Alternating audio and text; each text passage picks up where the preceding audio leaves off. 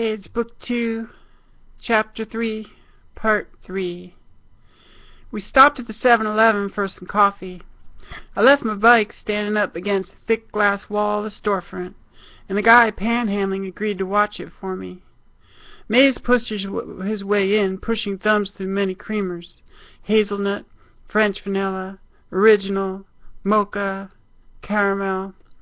Soon there was more cream in his coffee than coffee, and the keeper sent one of his spies from the back room to the other side of the station, where he acted like he was doing something, and he was, if watching is doing. Creamer cups scattered all over the countertop. Mays looked the kid over. He had been asked to ask us to leave, and would ask us again unless we saved him the trouble.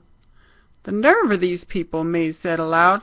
"They ought to stop treating their customers like criminals." "Don't worry. All right. We don't need your help. We can find our way out." The kid retreated quickly while I sank an Irish cream into my Arabica, then another, and watched the clouds appear and disappear, billowing into the black, blooming like a detonation. So much has happened I go off in my head somewhere. I can brush my hair out of my eyes, but I cannot brush away these memories. What was real anymore, and did it matter? The manager, a heavy-set man with a troubled but firm demeanor, came quickly around and brushed past the kid and walked up our aisle, shouting at us to get out of the store. Get out or plead your case to the cops. We were used to this sort of treatment and came to expect it. Mays thrived on it. I watched him sweep the counter like a child, knocking all the creamer cups to the floor with his arm. "I told you we were rolling," he said. "You didn't have to get up all tight. See what you made me do?" Oh, Mays, he could sure be an asshole if you wanted an asshole. I got out of there quickly and paid for the coffee. Gave my change to the panhandler with a "thank you very much." Boyfriend or no boyfriend, I hate it when people leave messes for the minimally wage to clean up. It's the meanest thing. I knew they were going to make that poor kid mop it up, and sure, it was his job, but it's different when it's accidental, not so Cinderella, making up messes for someone to clean.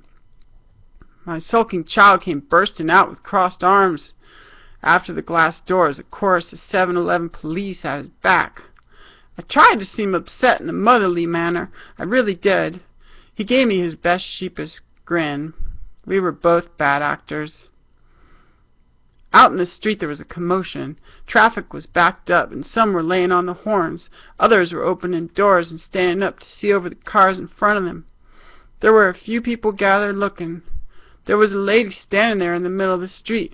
People were out of their cars yelling at her. I saw she had a stick of some sort and was pointing it at anyone who dared challenge her, and making moves as though she was shadowboxing her fencing, and laughing all the while and talking to herself. Wait, could it be? Yes, it was. My whole food friends with her parasol, or what was left of it. The material was mostly shredded, and she was looking rather colorful, or should I say sunburned, and her dress was torn at the shoulder where someone had grabbed her. The tea party was over. "Look at this genius," Mays said. "She must have forgotten to take her meds." A couple people came off the sidewalk to see if they could talk to her, but she wasn't listening. It took a couple minutes before they were able to chase her off the street. She wanted to get off on her own damn terms. She ran away, howling with laughter, waving her stick, knocking people off the sidewalk, falling down, getting up, wrestling with post office boxes, trying to lift them off the ground, laughing hysterically, looking up at the sky and straight into the sun, seeing spots, falling and scraping her knees, tearing her clothes, dropping her stick, not giving a damn to go back for it, stealing someone's hat off their head, scaring the children, chasing the squirrels, barking at dogs, talking to trees.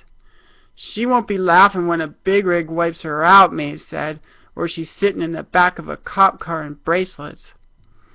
I wasn't worried. A tension that had built up inside me since I left her lying like a still life in the garden melted away. Why wouldn't she survive a big rig? She had survived me, after all.